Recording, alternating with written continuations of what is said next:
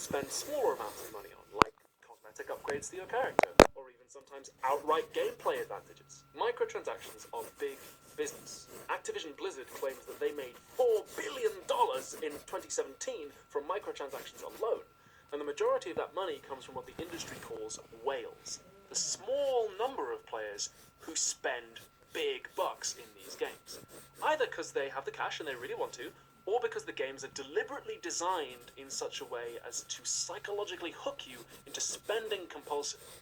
And I do mean deliberately designed. I know that there are a lot of parents and teachers who watch my show, and if you take nothing else from today, then seriously, I would advise you to go and watch Jim as he exposes the way that some of these systems are made. A particularly controversial example is loot boxes, mechanics that provide random rewards and can cost real-world money to roll the dice on. They use all the psychological tricks and language of gambling, and like gambling, are potentially very addictive. But in most places, loot boxes aren't currently regulated like gambling because you don't play with real money.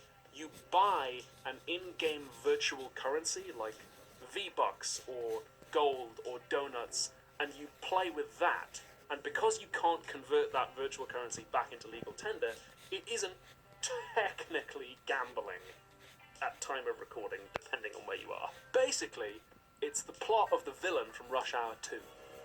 Imagine a business where people hand you money and you hand them back absolutely nothing. Now that's a real American dream. The goal of the live service model is to keep you in the game for as long as possible so you encounter as many opportunities as possible to spend money.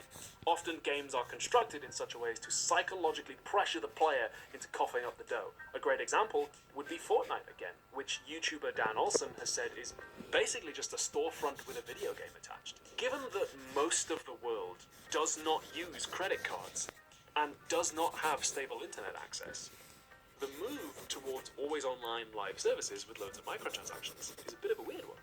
As Jim has said, it seems like they're trying to make more money off the audiences they have rather than making new games that reach new audiences. And this is a nice illustration of another weird problem that markets can run into.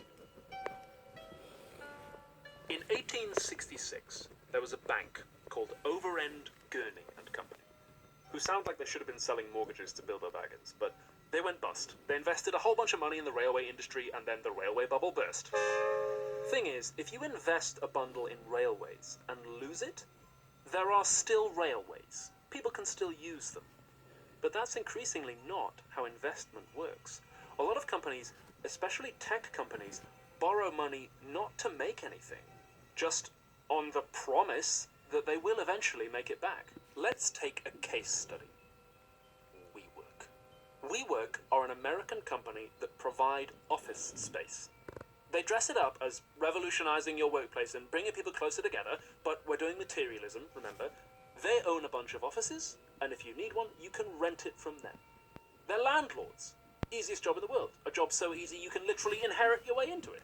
In summer of 2019, WeWork was valued at $47 billion. Now, just a few months later, they're worth, well, actually it's not clear how much they're worth, but nowhere near that. So what happened?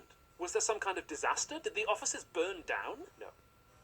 The truth is, they were never worth $47 billion. At $47 billion, which is a little bit of an illusory number, it's not real. Illusory number. It's false. It never happened. It's a fake. It's fiction. It never happened. If I'm the CEO of a company, and I convince you to invest $1 million with me, because I've got this great idea that's going to change the world. Look at my hard-working team of go-getters on a mission in our swanky offices.